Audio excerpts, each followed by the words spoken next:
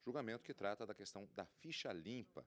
Portanto, como sempre, acompanharemos ao vivo as decisões, os votos dos ministros nesse processo especificamente e outros que serão chamados ao vivo direto do plenário. Declaro reabertos os trabalhos desta sessão do plenário do Supremo Tribunal Federal. Ministro Luiz Fux, ao final da primeira parte da sessão, Vossa Excelência tinha pedido a palavra, disse que neste momento eu voltaria, antes de colher o voto do ministro Alexandre de Moraes, daria a palavra a Vossa Excelência. Não, senhor presidente, rapidamente, até com toda a elegância que marca o meu relacionamento com o ministro Ricardo Lewandowski, que realmente houve esse argumento, você sabe, ministro Lewandowski, no sentido de que, eventualmente, poderia haver um alargamento absurdo desse prazo por uma maioria ditatorial para não deixar entrar ninguém posteriormente. E aí o Ministério Público também aborda esse argumento. Ele até diz... E aí, na essência, o que diz é o seguinte: se tiver algum absurdo, ainda bem que nós temos o Supremo Tribunal Federal para podar. Essa é uma história interessante. Vários parlamentares disseram... Esse é um bom argumento, porque vários parlamentares confiaram... eu escutei do pessoal do PCdoB. Eles disseram que confiaram no juízo emitido pelo então deputado Flávio Dino, que dizia: fique tranquilo e votem isso aqui, porque não vamos ter desgaste, porque o Supremo vai barrar essa lei. E aí o Supremo não barrou a lei. Qual foi a lei? Essa lei. Que a maioria venceu?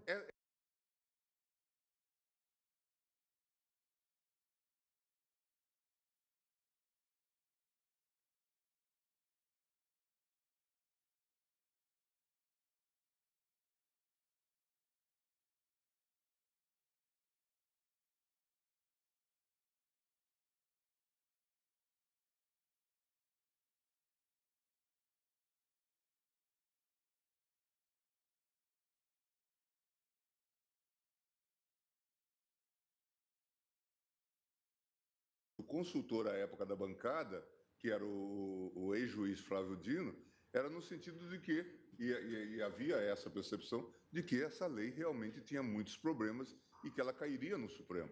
E ela não caiu. E ela não caiu. Portanto, essa hipótese daqui a pouco de 20 anos, de uma lei bafejada, também ela pode subsistir. Não, portanto, esse argumento ele não é muito forte. É o Supremo que temos para hoje. Bom, posso tomar os votos, então? Dando sequência aos trabalhos, após o voto do ministro Fux, que tinha pedido vista, ouço o voto do ministro Alexandre de Moraes. Presidente, eu vou resumir meu voto. A matéria já foi bem explicitada agora no voto vista e também nos votos anteriores que eu li. Vou já adiantar, pedindo vênia a divergência, porque eu vou seguir o relator, porque a questão, aqui primeiro, concordo quando o ministro Lewandowski diz que não foi discutida essa questão específica em relação à lei da ficha limpa. Não há nenhuma dúvida do avanço que foi possibilitado pela lei da ficha limpa. Para mim, não há nenhuma dúvida que as inelegibilidades são questões, principalmente as inelegibilidades legais, questões previstas com base no parágrafo 9º do artigo 14, para que haja moralidade, para que haja honestidade nas eleições. Agora, a situação aqui, ela não afeta, a situação tratada aqui, não afeta, a meu ver, a questão da lei da ficha limpa, das conquistas da lei da ficha limpa. Muito pelo contrário. O que me parece afetar é a segurança jurídica, é a previsibilidade jurídica, a boa-fé e, principalmente, a coisa julgada. Vejam, isso já foi salientado, no caso aqui, houve o trânsito em julgado em 2004. 2004. Na decisão, queiramos ou não, com todo respeito à posição em contrário, queiramos ou não chamar de sanção, ou chamar de reflexos da decisão, queiramos ou não, é inegável que essa é a única hipótese onde a legislação diretamente impõe já a previsão de inelegibilidade para condenação. Ou seja, todas as outras decorrem de fatos genéricos e isso vai se aplicando. Aqui não. aqui antes 3 anos, agora 8 anos, isso se impõe na decisão. Ou seja, no dispositivo da decisão, lá atrás, em 2004, que transitou em julgado, constava como um reflexo, a lei fala sanção, mas como um reflexo, como uma restrição, pode não ser sanção, mas obviamente é uma restrição ao exercício dos direitos políticos, por 3 anos, e constou e transitou em julgado. Em 2007, e aqui é mais grave ainda o caso que em outros, em 2007, os próprios efeitos da coisa julgada se encerraram totalmente. Ou seja, se ele o político envolvido aqui, fosse retirar uma certidão na Justiça Eleitoral, ele teria uma certidão atestando a sua total elegibilidade.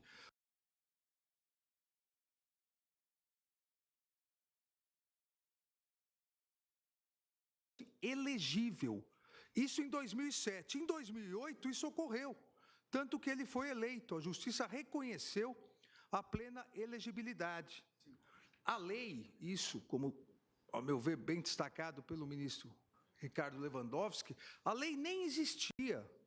A lei nem existia quando ele praticou o ilícito, quando ele foi processado, quando ele foi condenado, quando transitou em julgado, quando terminou o prazo de 3 anos. Ou seja, tudo ocorreu sob a vigência de um ordenamento jurídico. Não é, e eu faço essa diferenciação, até em respeito ao ADC, as ADCs que foram julgadas aqui pela Corte, uma coisa é a aplicação da lei nova, entendendo se tratar de inelegibilidades a fatos pretéritos que foram alcançados pela lei durante o processo, durante a análise. Outra coisa, que é essa hipótese, com devido respeito à posição em contrário, é algo que já havia se esgotado no mundo jurídico. Tudo havia se esgotado, com um reconhecimento, uma chancela da Justiça Eleitoral, em 2008, vem a lei em 2010, e a lei passa a retroagir no sentido de afastar a segurança jurídica dada pela coisa julgada, e uma coisa julgada que já havia até encerrado seus efeitos. Isso ocorreu, não só nesse caso, em vários casos, onde houve a possibilidade, sai candidato, é eleito, depois volta candidato. Isso gera, obviamente, e aqui não é a questão de se aplicar ou não a lei da ficha limpa no seu todo, esse ponto específico, onde há uma distinção, é a única hipótese, e basta comparar as redações, onde isso deve constar na sentença, constou, transitou em julgado, se encerrou os efeitos, cumpriu os 3 anos, a Justiça Eleitoral certificou a sua elegibilidade, permitindo que ele fosse candidato, e agora essa retroatividade afeta diretamente, a meu ver, a segurança jurídica, afeta diretamente a coisa julgada, é um desrespeito, a meu ver, a coisa é julgada. Ministro, só uma observação de caráter formal. Por favor. Não vou infirmar a tese jurídica, Vossa Excelência, não. É só para destacar que nós estamos julgando um recurso ordinário que não é só subjetivo. Há uma repercussão geral e a tese submetida à repercussão geral é saber se a lei complementar 135 tem aplicação a atos e fatos jurídicos anteriores à sua publicação. E, subjetivamente, saber se o acordo ofende os princípios, como Vossa Excelência diz, da segurança e da anterioridade. É a repercussão geral isso.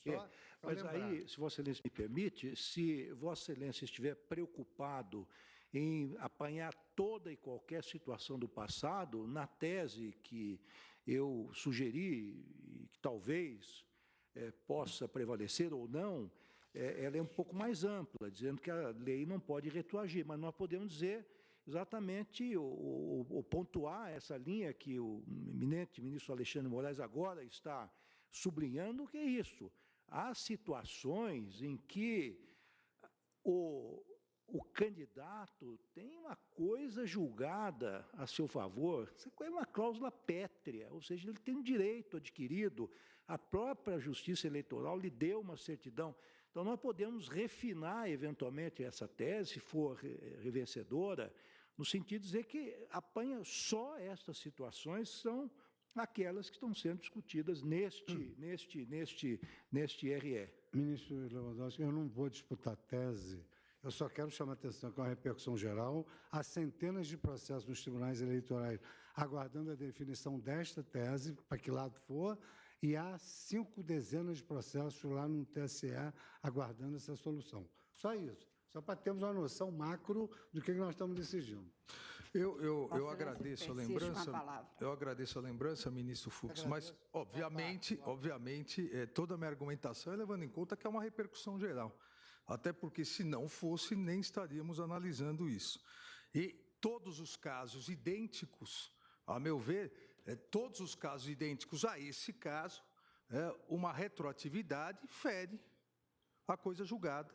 Uma retroatividade acaba desqualificando a própria força da Justiça Eleitoral, que reconheceu, permitiu o registro, diplomou. A Justiça Eleitoral diplomou, não só aqui, como nos casos semelhantes. Ele tem um diploma na parede de que as eleições foram válidas, regulares, reconhecidas pela Justiça Eleitoral. Exerceu o seu mandato. E depois, ninguém, nem o juiz eleitoral, nem o promotor eleitoral, nem o candidato, nem o TSE, nem o Supremo, nem sabiam que essa lei viria. E essa lei vem e retroage. Ministro Alexandre, a lei não pode criar novos casos de inelegibilidade? Sim, mas o ministro Alexandre falou para fatos pretéritos. Para fatos pretéritos. Isso até nós estamos de acordo. Quer dizer, a lei estabelece casos de inelegibilidade para apanhar situações pretéritas, mas esse é um caso todo especial. Ministro Toffoli, com todo respeito, a lei não só pode, como CRI deve evoluir criando casos de inelegibilidade. Agora, o grande problema de afetar a segurança jurídica, a coisa julgada, é pegar casos que já estavam absolutamente, não só o processo extinto, todos os seus efeitos. Isso acabou em 2007 e retroagir. É a mesma coisa, e levantou bem o ministro Ricardo Lewandowski, que pode retroagir agora. Então, amanhã não são mais 8 anos, amanhã são 12 anos. Ou 20. Ou pegar como se fosse o prazo de inelegibilidade máximo, será o prazo máximo igual de prescrição e joga 20. Ora, não há nenhuma segurança jurídica nisso.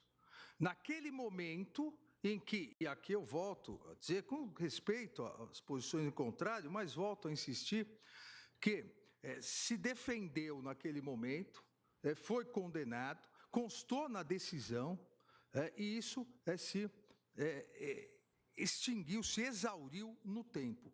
Então, não tenho como entender, voltando aqui pedindo vênia às posições em contrário, da possibilidade dessa retroatividade a algo que já havia saído do mundo jurídico com a chancela da própria Justiça Eleitoral nas eleições de 2010. Em virtude dessas rápidas considerações, eu acompanho integralmente o voto do ministro relator, ministro Ricardo Lewandowski. Agradeço a Vossa Excelência. Ministro Edson Fachin. Senhora Presidente, eminentes pares, a discussão frutífera, o voto do eminente relator, ministro Ricardo Lewandowski, e o voto hoje apresentado do eminente ministro Luiz Fux, creio que já estabeleceram bem as balizas teórico-práticas do exame desta matéria. Também vou aqui seguir o exemplo do ministro Alexandre Moraes, no sentido de ser breve na expressão do voto, e, embora em sentido diverso do ministro Alexandre Moraes. Eu estou pedindo vênia ao eminente ministro relator, ministro Ricardo Lewandowski, estou acompanhando a divergência aberta pelo ministro Luiz Fux, e digo, à guisa de fundamento, que me parece, pelo menos num determinado horizonte, expressa a autorização constitucional para elevar ao estatuto jurídico de relevo o que o parágrafo 9º do artigo 14 da Constituição se referiu na expressão vida pregressa do candidato. Portanto, quando aqui se prevê que lei complementar estabelecerá outros casos de inelegibilidade e os prazos de sua cessação, a fim de proteger a probidade administrativa, a moralidade para o exercício do mandato, considerada a vida pregressa do candidato, não vejo em hipótese alguma falar-se aqui de retroatividade, qualquer que seja o grau ou a densidade, obviamente com o devido respeito da compreensão em sentido contrário. Portanto, esse aumento que se fez de 3 para 8 anos, em meu modo de ver, tal como exposto no voto de Sua Excelência, o ministro Luiz Fux, que foi no sentido do desprovimento do recurso extraordinário, não vejo como afastar-se do que estabeleceu Sua Excelência de uma condição, requisito negativo de adequação de quem se coloca a um pleito eleitoral para preencher as respectivas condições. Trata-se de um fato do passado que se projeta para o presente e esta circunstância se afere mesmo no momento do pedido do registro da candidatura, como disse Sua Excelência. Portanto, é disso que se trata. Preencher condições para admitir-se uma candidatura não é sanção. Quem se candidata a um cargo, a um emprego, precisa preencher-se no conjunto dos requisitos que os pressupostos legais estão estabelecidos. E como a Constituição se refere à vida pregressa, isso significa que fatos anteriores ao momento da inscrição da candidatura podem ser levados em conta. Se o passado não condena, pelo menos não se apaga. E é nesta medida que acompanho a conclusão e a respectiva fundamentação que veio expressa no voto do eminente ministro Luiz Fux. Peço todas as vênias ao eminente relator, ministro Ricardo Lewandowski, entendo que não há direito adquirido a um regime de elegibilidade. Não há esse direito adquirido. E, portanto, não há que se falar, inclusive à luz da ausência de sanção, na incidência de eventual conjunto de garantias de índole penal, porque nós não estamos diante disso, estamos diante, obviamente, de um conjunto de requisitos cuja elegibilidade deve, obviamente, impor. E a própria linha D desse inciso 1º do artigo 1º se refere aos 8 anos seguintes. Portanto, não vejo, com todas as vênias, solução diversa. E, para ser breve, eminente presidente, eis que o tema, obviamente, é grave e relevante, como, obviamente, soe acontecer nesse tribunal, mas acho que a questão pontual é precisamente essa, e é por essas razões, pedindo todas as vênias, como já disse, estou acompanhando a divergência como voto. Agradeço a Vossa Excelência, ministro Roberto Barroso. Presidente, a lei da ficha limpa, ela procura concretizar o artigo 14, parágrafo 9º da Constituição, que prevê que a lei deverá proteger a probidade administrativa e a moralidade para o exercício do mandato. É uma lei resultante de iniciativa popular, com cerca de 1.600.000 assinaturas, e, basicamente, esta lei procura tornar inelegíveis os candidatos que tenham contra si julgada procedente representação por abuso de poder econômico ou político e os que forem condenados por decisão proferida por órgão colegiado por crimes graves. Eu acho que essa lei precisa ser compreendida no contexto em que foi criada, no contexto em que ela se insere e no tipo de demanda que hoje existe por parte da sociedade brasileira por integridade, por idealismo, por patriotismo na política. Eu acho, portanto, que esta lei precisa ser interpretada de uma forma consentânea com esta percepção de que é preciso mudar a realidade tal como ela vem sendo exercida no Brasil. É uma lei que quer criar um tempo em que não seja normal nomear dirigentes de empresas estatais para desviarem dinheiros para políticos e seus partidos. A lei procura criar um tempo em que não seja normal fraudar licitações para privilegiar empresas que vão repartir os ganhos com os dirigentes públicos. Um tempo em que não seja normal superfaturar o preço de contratos públicos para distribuir a diferença entre políticos e partidos. Um tempo em que não seja normal cobrar participação ou propinas em empréstimos públicos. Um tempo em que não seja normal cobrar pedágio de empresas estrangeiras que querem vir fazer negócios no Brasil. Um tempo que não seja normal cobrar propina para colocar na legislação normas que vão favorecer determinadas empresas. Um tempo em que não seja normal extorquir empresas e pessoas para não convocá-las ou humilhá-las em comissões parlamentares de inquérito. Um tempo em que não seja normal tomar dinheiro de empresários que tenham negócios com o poder público.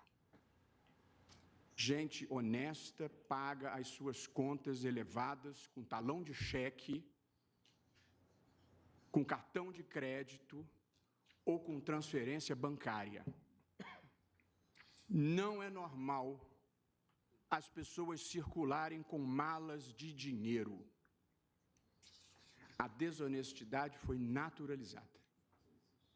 E muitas pessoas, muitas mesmo, perderam a capacidade de distinguir o certo do errado. Recentemente, uma mãe disse a propósito do filho suspeito de desviar muitos milhões. Ele, aspas, ele não é ladrão, ele é doente, fecho aspas. Acho que, ao menos na parte final, ela está certa. Mas, na verdade, o país está doente. E, portanto, nós precisamos interpretar as leis que procuram trazer probidade e moralidade para o ambiente político dentro desta percepção. E é com essa visão, presidente, que eu estou enunciando o meu voto, que é convergente com o do eminente relator. Eu devo dizer que eu vi a manifestação do eminente ministro Ricardo Lewandowski e do eminente ministro Alexandre de Moraes, e não me é indiferente nem irrelevante, não me são indiferentes essas preocupações relativamente à arbitrariedade que possa resultar na eventual aplicação de requisitos de elegibilidade para fatos ocorridos anteriormente.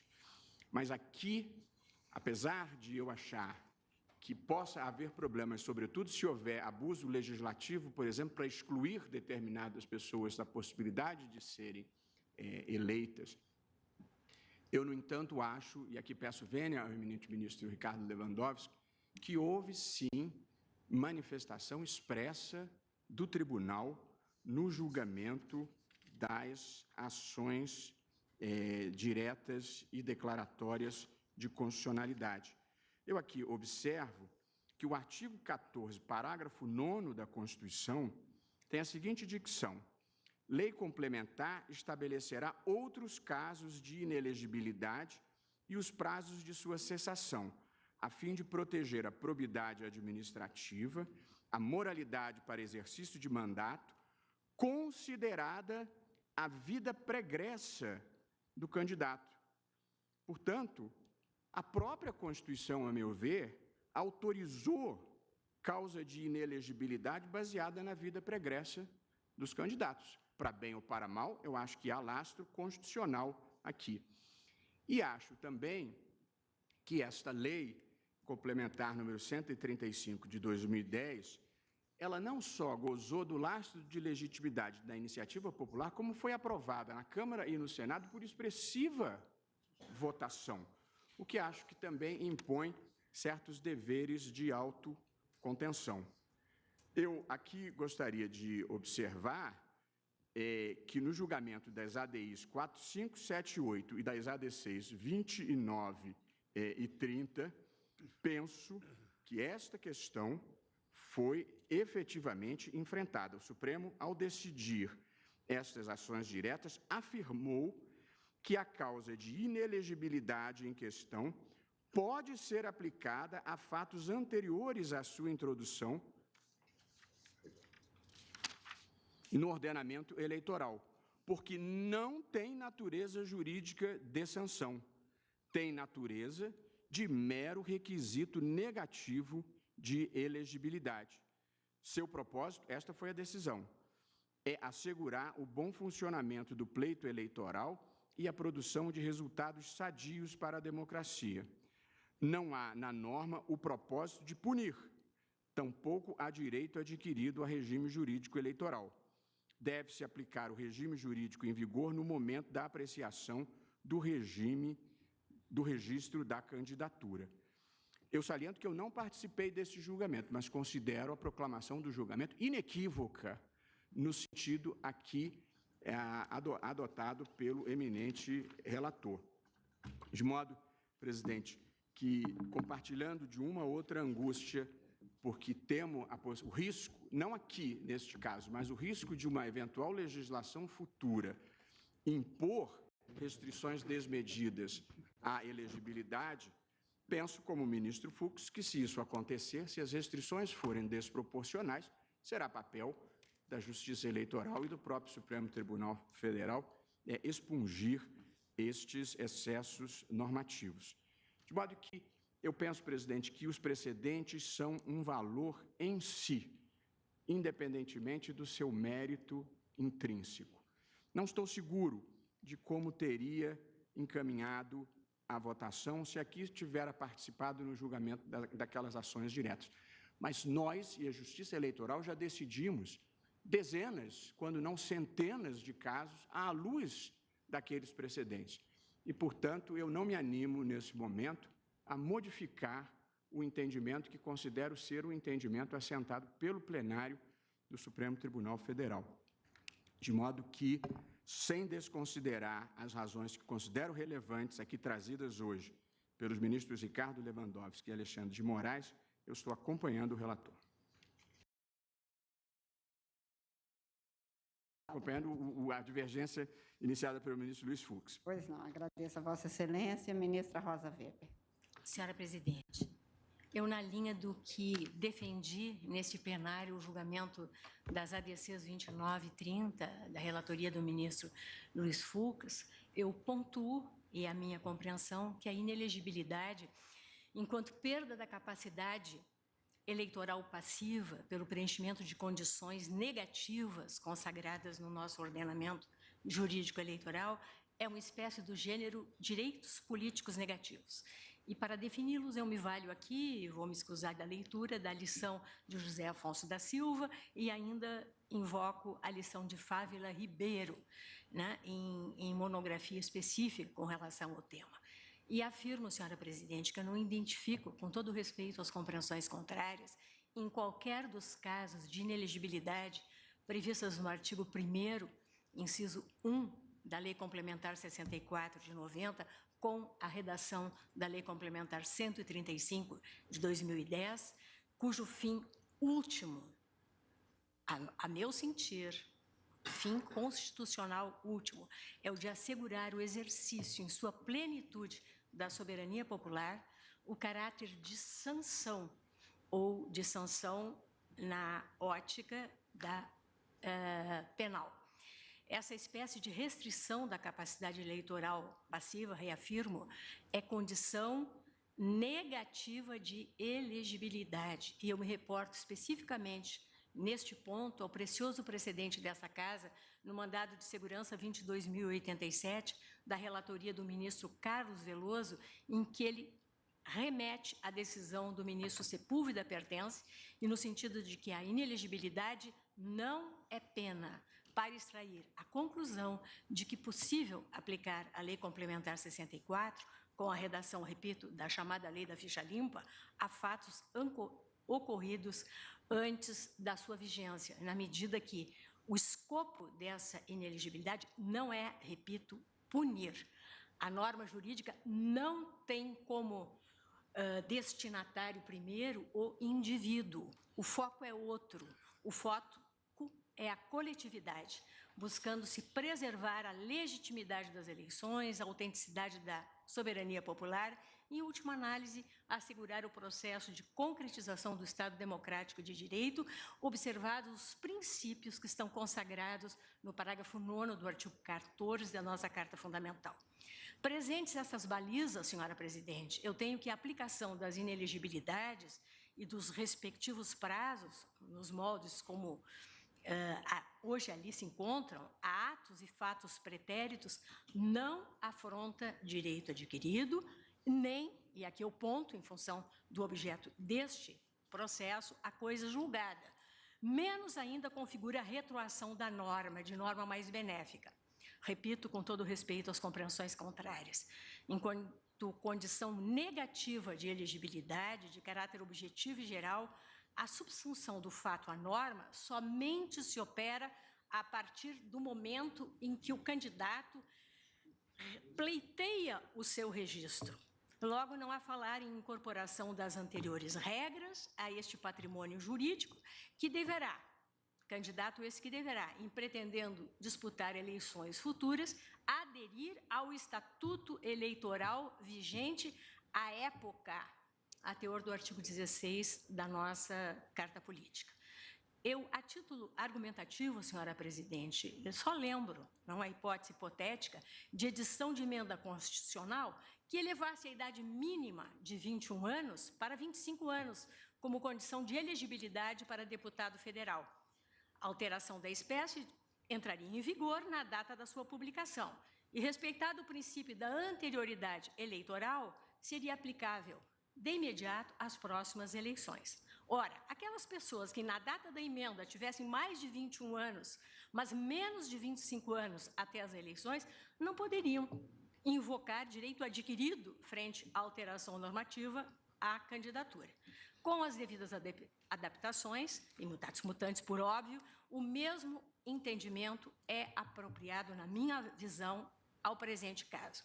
Eu me reporto especificamente quanto à inelegibilidade prevista na linha D do artigo 1º, inciso 1 da Lei 64/90, objeto, repito, da presente ação, pelo aumento do prazo de 3 para 8 anos introduzido pela Lei da Ficha Limpa, em condenação por abuso do poder político ou econômico, quando operado o trânsito em julgado da decisão e já exaurido o prazo de 3 anos, consoante a redação original do preceito, reporto-me, repito, aos judiciosos fundamentos expostos pelo ministro Vistor, Luiz Fux, que teve a gentileza de encaminhar o voto escrito com alguma antecedência e a quem eu acompanho na íntegra, cumprimentando pela qualidade do voto produzido. Reforço apenas, na esteira do entendimento de Sua Excelência, que o artigo 2214 da Lei Complementar 64 não contempla, na minha visão, repito, hipótese autônoma de inelegibilidade. Ele então só reflete a causa de inelegibilidade da linha D do artigo 1º, disciplinando o rito processual a observar nas ações relativas a abuso de poder. E também destaco, como fez o ministro Fux, a evolução da jurisprudência do Tribunal Superior Eleitoral, inclusive embasado em voto belíssimo do ministro Gilmar Mendes, no sentido que, ainda que se preveja, ou se previsse, ou que se entendesse, ou que se flertasse, como diz o ministro Luiz Fux, em momento anterior, com a posição de que a declaração de inelegibilidade, por ser íncita apenas à AIGE e não à AIME, ficasse restrita a esta primeira ação, que hoje a jurisprudência aponta no sentido que os efeitos são os mesmos. Consequentemente, quer haja ou não, o efeito é um efeito declaratório e não um efeito constitutivo. E nesta linha, né, esta inelegibilidade, ela vai surgir em qualquer das hipóteses como efeito secundário do reconhecimento da condenação e do trânsito em julgado da condenação por abuso do poder político ou econômico. Né? Senhora Presidente, nessa linha eu tenho voto escrito, vou juntar os autos, mas brevemente eu desprovejo o recurso extraordinário, pedindo vênia ao eminente relator, a quem reitero meus habituais cumprimentos pelo brilhantismo de seus votos. Obrigado. Agradeço a Vossa Excelência, ministro Dias Toffoli. Senhora Presidente, eminentes pares, eu gostaria de cumprimentar os votos já proferidos, a qualidade do debate, mas reafirmar aquilo que votei quando do julgamento da ação direta e das duas ações declaratórias de constitucionalidade julgada no plenário deste tribunal, e decisão essa que mantive posicionamento no Tribunal Superior Eleitoral e agora venho a ratificá-la. Ou seja, o tema foi tratado por esta Corte, o tema consta de capítulo específico do meu voto, por isso eu peço vênia ao ministro Ricardo Lewandowski, que é o ministro Alexandre de Moraes, porque existe um capítulo no meu voto, está publicado o acórdão e existe o meu voto sobre o tema. Então, não há que se falar que esse tema não foi tratado naquele julgamento. O aspecto do inciso 14 do artigo 22 nem era necessário ser tratado, porque foi tratado na letra C do inciso 1º, do artigo 1º, da Lei 6490, na redação dada pela Lei Complementar 135, conhecida como Lei da Ficha Limpa, que, diga-se de passagem, foi votada à unanimidade no Senado e na Câmara só um parlamentar votou contra. Só um parlamentar votou contra. Pois bem, e qual foi a base do meu voto? E eu vou fazer, pedindo vênia aos eminentes colegas, a releitura dele. Mas antes, só as premissas que me levaram a formar a convicção nesse sentido. Primeiro, nós não podemos chegar numa eleição e ter dois regimes diferentes em relação a um mesmo desvalor. Então, houve a condenação de um governador, de um prefeito, de um vereador, de um parlamentar, em uma determinada ação, e esse desvalor vai ser contado de 3 anos para uns e de 8 para outros, para uma eleição que está acontecendo anos depois. Ou seja, os princípios, e aqui já fez a leitura o ministro Luiz Roberto Barroso, inseridos na Constituição, que norteiam a redação da Lei Complementar de Inelegibilidades, são a proteção de uma série de bens jurídicos tão valorados pela Constituição que ela determina que o eventual potencial de afronta àqueles bens jurídicos devem levar a uma inelegibilidade. Essas inelegibilidades podem ser fatos completamente lícitos, por exemplo, ocupar um cargo público e ter, então, que deixar esse cargo para poder concorrer alguns meses antes. Como podem ser desvalores sancionatórios, condenação penal, transitar em julgado, perdeu o direito político. Se quer eleitor, ele é, quanto mais candidato. Condenações em ações de improbidade, ações eleitorais. Esse desvalor jurídico não pode ir para uma eleição e ser contado como prazos diferenciados. Para A, eu vou contar para o desvalor o prazo de 3 anos. Para B, eu vou contar o prazo de 8 anos. Nós teríamos uma eleição, senhora presidente, com vários regimes jurídicos, porque a lei pode criar outras situações, em tese, que não foram criadas, mas poderia aqui fazer um exercício, ministro Fux, de imaginação de várias hipóteses e que poderiam se criar. Por isso, e lembrou bem o ministro Luiz Edson Fachin, o momento de aferição da inelegibilidade é no registro da candidatura e com a sua eventual impugnação. Então, pouco importa aquilo que foi colocado lá atrás, porque não se está afrontando coisa julgada. Por que não se está afrontando a coisa julgada? Porque o que está sendo ponderado aqui é o desvalor jurídico da condenação e os anos de efeito por ela criado. Eu me lembro que nos debates das ações diretas, da ação direta e das duas ações declaratórias, muito se falou, o ministro Gilmar, sempre com a sua capacidade, a sua inteligência, destacou muito isso, mas poderá haver situação ad hoc, querem se retirar do mundo político determinados concorrentes. Aí eu analisei essa hipótese, eu refleti sobre essa hipótese. A lei aumentou de 3 para 8 anos.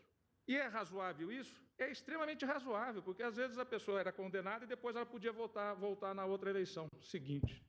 porque 3 anos não cobria sequer o mandato ordinário de um parlamentar federal, de um vereador, de um prefeito. E o prazo de 8 anos seria desarrazoado?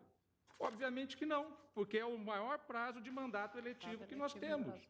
Então, a lei, ela estabeleceu parâmetros que são absolutamente proporcionais, razoáveis, e bem por isso não há que se falar que foi uma lei ad hoc criada para expurgar da vida pública este ou aquele, A ou B.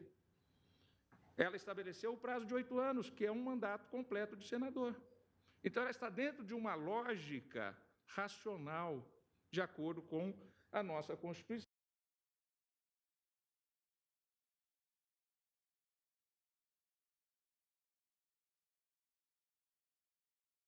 O prazo se mostrava insuficiente. E aí se estendeu para o prazo de 8 anos. Assim como algo que não é um desvalor para fins de elegibilidade pode se tornar amanhã, com a ampliação do rol de inelegibilidades pela Lei 6490, atingindo pessoas que estavam no mandato. Então, o fato dele ter sido já eleito anteriormente, após essa condenação e depois haver esta nova fixação da lei, o que importa não são as regras para as eleições específicas. Naquela eleição específica em que ele foi eleito, isto não era um prazo estabelecido como um prazo necessário pela legislação então vigente, a 6490, na sua redação originária. Quando ele foi disputar outra eleição mais à frente, aquilo já era um desvalor apontado na legislação, se afere a inelegibilidade para as eleições específicas, não pode haver ausência de isonomia entre os concorrentes, não pode haver aqueles que, dentro de um mesmo desvalor, possam concorrer e outros não possam. Por isso, senhora presidente, estas razões todas me levaram a votar no seguinte sentido na ação declaratória de constitucionalidade 29, a DC 30 e a ação direta. Eu vou fazer a leitura, até porque foi dito que não foi debatido, e isso se debateu. Pois bem, eu abri um capítulo no meu voto que é exatamente o seguinte, artigo 1º, letra C, e a possibilidade de aplicação das novas causas e prazos de inelegibilidade a fatos ocorridos anteriormente à edição da Lei Complementar 135 de 2010. E não era só esse dispositivo, eram vários outros. Eram vários dispositivos que estavam sendo enfrentados aqui. E eu disse, então, a primeira indagação que se faz ao ler a alteração promovida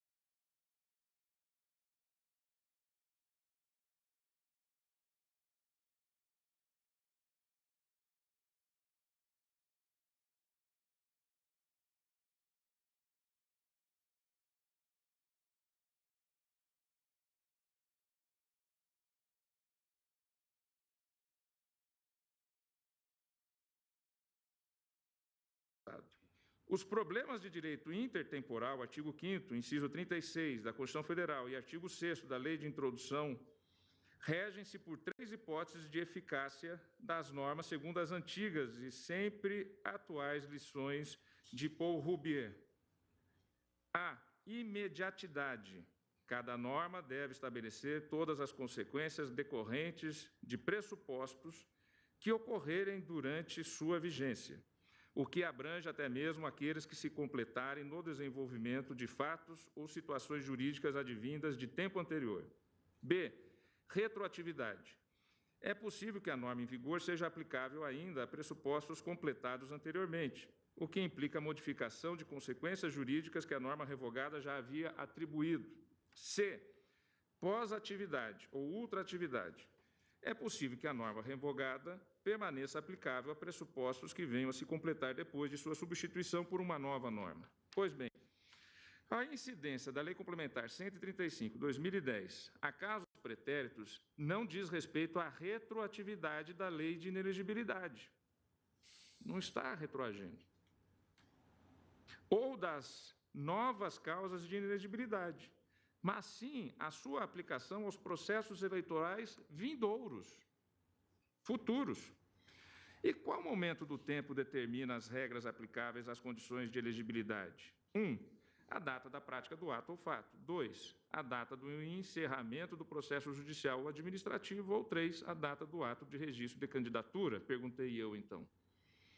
Como já é assente no direito nacional, não há direito adquirido a regime jurídico. E já assentou isso, esta Corte, em várias situações.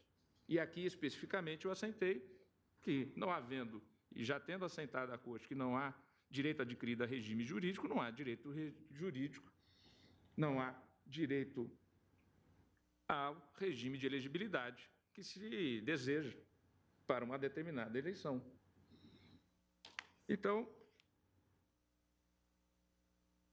não havendo direito adquirido a regime jurídico da elegibilidade, o qual se afere no ato do registro da candidatura sob o império da condição rebus sic stantibus e, portanto, segundo as leis vigentes, nesse momento do registro da candidatura.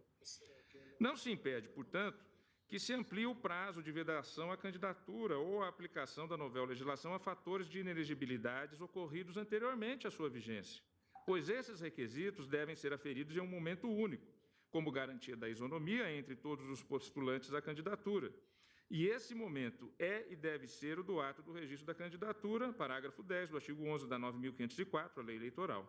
Esse deve ser o marco temporal, pois somente assim se colocam em patamar de igualdade todos os postulantes, disse eu, então, naquele voto.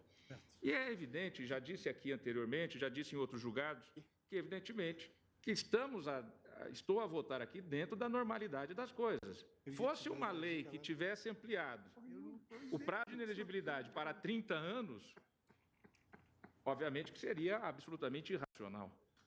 Mas, como eu já disse na abertura do meu voto, se ampliou para o mandato máximo que nós temos previsto na nossa Constituição. São 8 anos para o Senado. Absolutamente razoável. Nós não estamos tratando de situações ou de legislação teratológica desarrazoada. Talvez um pouco mal escrita, como já debatemos aqui anteriormente, com uma redação um tanto quanto confusa. E no eleitoral também debatemos isso. Bom, no meu sentir, continuei eu naquele caso, aplicar o princípio da irretroatividade às hipóteses de inelegibilidade instauraria uma situação de insegurança jurídica nas eleições vindouras, pois teríamos um duplo regime jurídico de inelegibilidades, incompatível com a necessária estabilidade das regras que regem o processo eleitoral. Por isso, não aplicar a Lei Complementar 135 a todos os pedidos de registro de candidatura futuros teria o efeito de fazer permanecer a legislação anterior e suas hipóteses e prazos de inelegibilidade, em situação de ultraatividade da Lei 6490. Em situação de ultraatividade da 6490. Pois, ainda que revogados, permaneceriam aplicáveis aos atos, fatos e processos que foram realizados, praticados ou finalizados anteriormente à vigência da lei. Essa situação faria incidir sobre o mesmo processo eleitoral um duplo regime jurídico de inelegibilidade, de forma que, no mesmo pleito, teríamos candidatos submetidos à Lei Complementar 135 e outros à legislação anterior. E essa situação permaneceria por tempo indefinido, pois, embora o ato ou fato possa ter sido praticado em momento anterior à vigência da Lei Complementar 135, o trânsito em julgado da condenação, ou mesmo a condenação em órgão colegiado, como afirma a legislação agora, poderá ocorrer somente daqui a 5, 10, sabe-se lá quantos anos. Sem falar que, nesse espaço de tempo, poderiam ser e podem ser editadas novas leis e criadas novas hipóteses de inelegibilidade. Assim, ao invés de 2, teríamos 3, 4 simultâneos regimes. Para melhor ilustrar o argumento, cito um exemplo ainda mais radical. Uma emenda constitucional, em tese, poderia ampliar o artigo 14, parágrafo 7º da Constituição para estabelecer que são inelegíveis os parentes consanguíneos ou afins dos agentes políticos ali elencados, até o 3º grau, e não mais até o 2º. Uma hipótese que eu criei. Se, nesse caso, se impedisse a aplicação dessa causa de inelegibilidade aos fatos anteriores à edição da lei, a nova regra só valeria para os parentes de 3º grau, tios ou sobrinhos, dos mandatários em questão que nascessem a partir da vigência e eficácia da nova emenda constitucional. Não, Vossa Excelência. Pois não, pode. Não, Vossa Excelência está aqui trazendo uma questão que diz respeito a um regime jurídico típico. A outra questão é que diz respeito a uma sentença, como foi a premissa do voto do eminente relator. Mas a sentença que traduz um desvalor. Mas não são entes comparáveis. É essa a questão. Uma coisa é mudar um dado regime de 14 para 12 para 15 anos. O mais interessante, se Vossa Excelências me permitirem, é que se toma de empréstimo o título judicial, trânsito em julgado.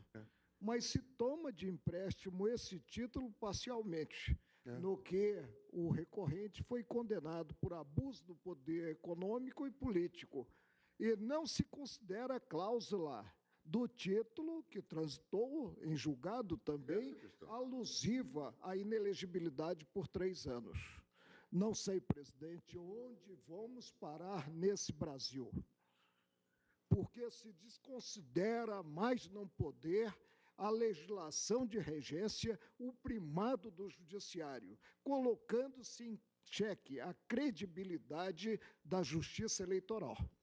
Porque aqui a questão básica, e essa é a premissa do voto do ministro Lewandowski, nós já tínhamos tido discussão também na turma, a propósito, é que há um título judicial e que fixa, inclusive, a inelegibilidade, que a integra e que transita em julgado diferente de mudança de regime, não é? que é pacífico em toda a doutrina brasileira aplicável aos funcionários públicos. Então, estamos aí misturando alhos e... Com a devida vênia, o ministro Toffoli destacou bem. Há um regime de inelegibilidade que se baseia em fatos materiais e há essa inelegibilidade fixada numa sentença com a cláusula rebus sic stantibus. O artigo 471 do Código anterior e o atual prevêem que nessas relações continuativas a coisa julgada ela se perfaz naquele momento, mas ela pode ser modificada de acordo com fatos supervenientes. Isso a gente vai discutir. Talvez seja o caso de nós chamarmos para consulta o professor José Afonso da Silva quanto à vigência da lei e a impossibilidade, a não ser no campo penal, de a lei nova apanhar atos e fatos anteriores. E mesmo assim, bonam partem. A questão, me parece que nós estamos comparando situações realmente diferentes. Uma coisa é mudar as condições de elegibilidade, claro, mudou-se o regime e todos hão de se adaptar. Se versou até o problema da idade. Sim. Não é? O que prova em demasia. Agora, outra é a questão em que se tem uma sentença que aponta um dado fato, uma dada infração, e diz a inelegibilidade é de X anos. Ministro, Vossa Excelência me permite, há um princípio universal que os anglo-saxões chamam de double jeopardy. O sujeito é condenado 2 vezes pelo mesmo fato. Essa é a questão.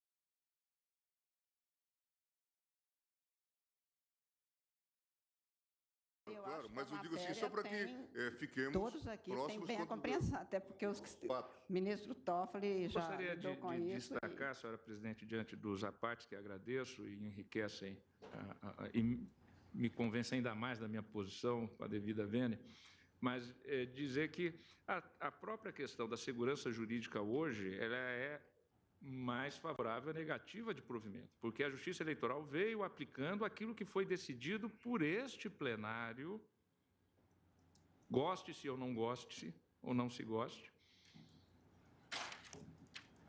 Tanto é que o recorrente é o pretenso candidato, porque teve a sua candidatura glosada no eleitoral. E no eleitoral votei aplicando a jurisprudência do Supremo Tribunal Federal no controle objetivo de constitucionalidade. Agora estamos na seara de um RE com repercussão geral.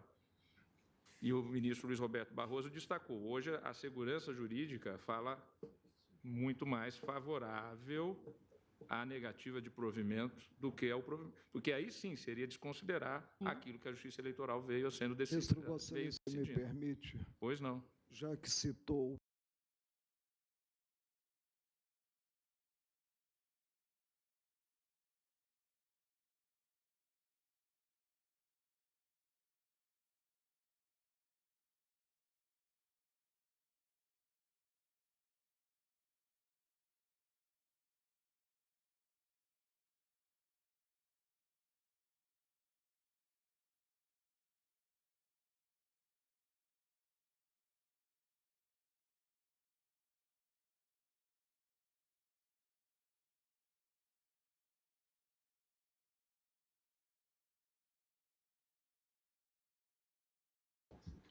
Para a finalização do voto. Senhora presidente, então, vejam que todas essas razões que eu trago em relação à linha C, ela, apesar do título falar da letra C, na verdade, ela abrange todos os casos, porque eu disse todos aqueles casos em que tem retroação. Então, eu entendo que aqui foi tratado da letra D também, e por isso eu digo, após,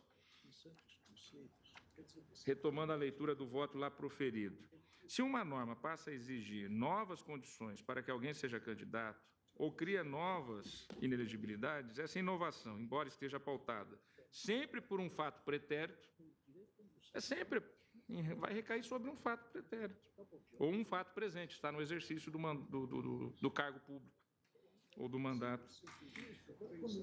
Somente deve valer para processos eleitorais futuros. Em outras palavras, o novo critério selecionador de condições subjetivas de elegibilidade terá efeitos necessariamente no futuro, mas buscará seus requisitos no passado.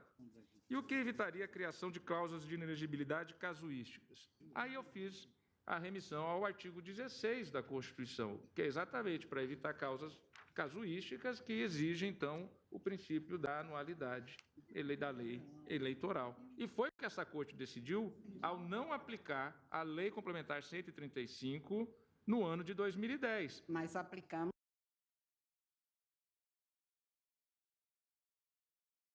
Com essa interpretação. E assim votei no Tribunal Superior Eleitoral. Por isso, senhora presidente, eu rogando as mais respeitosas vênias, reafirmo que aqui nós não estamos num caso de afrontar trânsito em julgado, nós não estamos aqui na hipótese de retroatividade de uma lei malam partem, e por isso, então, eu peço vênia aos bem fundamentados argumentos. Realmente é uma situação tormentosa, mas não me convenci de alterar aquela jurisprudência que segui no Tribunal Superior Eleitoral, como juiz vogal, como vice-presidente, como presidente, e que votei aqui antes de ser juiz efetivo no eleitoral e que hoje reafirmo no sentido, então, pedindo vênia ao eminente relator e àqueles que o acompanham para acompanhar a divergência, senhora presidente. Pois não, eu agradeço a Vossa Excelência. Pois não. Senhor presidente, eu vou, como já havia anunciado para Vossa Excelência, eu tinha um compromisso, tenho ainda às 8 horas, eu terei que me retirar. E Pois peço não. licença a Vossa Excelência para Claro, fazê-lo. então, como relator, em razão do horário mesmo, eu vou suspender, mas esse é um julgamento importante, e a despeito de termos uma pauta só de matéria eleitoral nos dias 4 e 5, no início da sessão da próxima quarta, terminaremos colhendo os votos do ministro Marco Aurélio, do ministro Celso e do meu, para finalizar. Vossa Excelência votou? Não. Votou, acompanhando o relator. Tinha votado. Sim, Vossa Excelência já tinha votado. Já foi computado e até fez leitura e tudo mais. Então, faltam esses 3 votos, mas retomaremos no início com essa colheita de votos e a proclamação do resultado, porque isso é da maior significação e importância. Agradeço aos senhores ministros, à senhora Procuradora-Geral da República, senhores advogados, à senhora secretária das sessões, senhores servidores. Declaro encerrada a presente sessão, desejando a todos uma excelente noite. Muito obrigada a todos. Então, aplica 3.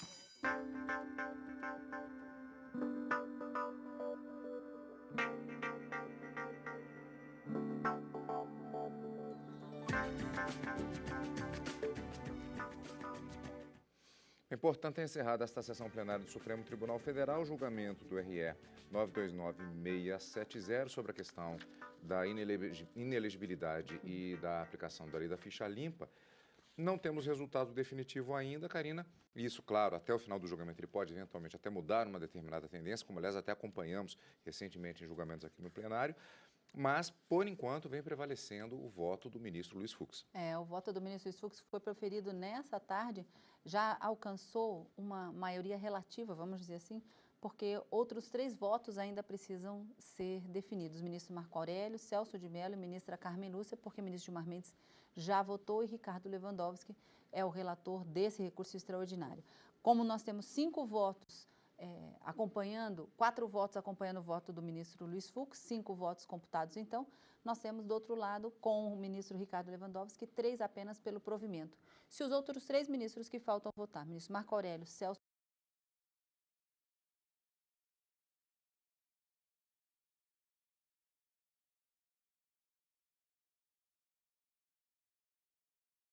é da retroatividade da lei da ficha limpa. A prevalecer a decisão do ministro Luiz Fux, que hoje acabou angariando o maior número de votos no plenário do Supremo Tribunal Federal, aí não se fala em qualquer inconstitucionalidade na possibilidade de retroatividade, de aplicação a casos passados, inclusive a inelegibilidades que antes eram de 3 anos e passaram a ser de 8 anos pela lei da ficha limpa. Não haveria qualquer impossibilidade para que isso acontecesse, mantendo, portanto, a decisão do Tribunal Superior Eleitoral. Mas, como você disse, nada está definido ainda, o julgamento ainda deve prosseguir em outra sessão plenária, que a gente vai acompanhar aqui no plenário. Quer saber mais detalhes a respeito deste julgamento e também da sessão plenária desta quarta-feira? Basta você ficar sintonizado na TV Justiça. Neste final de semana, a estreia com reprises durante a semana do Plenárias. Aliás, os horários do Plenárias você pode conferir no site da TV Justiça, tvjustiça.jus.br. O que, Karina, significa que nós já temos encontro marcado, como sempre, com nossos amigos. Encontro marcado no final de semana com Plenárias e na semana que vem com o direto do plenário, quarta e quinta-feira, ao vivo, a partir das 14 horas. E, claro, a cobertura completa da sessão plenária de hoje